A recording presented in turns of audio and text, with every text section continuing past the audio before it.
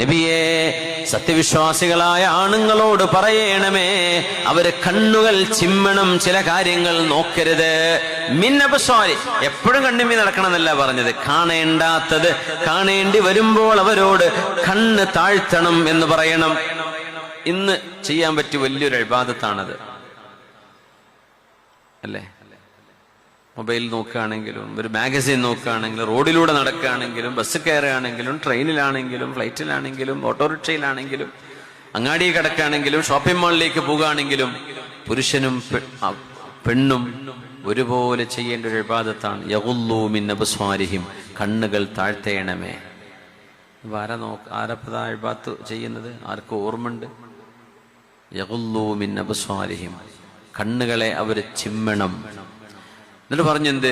വയഹ്ഫളൂ ഫുറൂജഹും, അവരവരുടെ രഹസ്യഭാഗങ്ങൾ സൂക്ഷിക്കണമെന്നും പറയണം.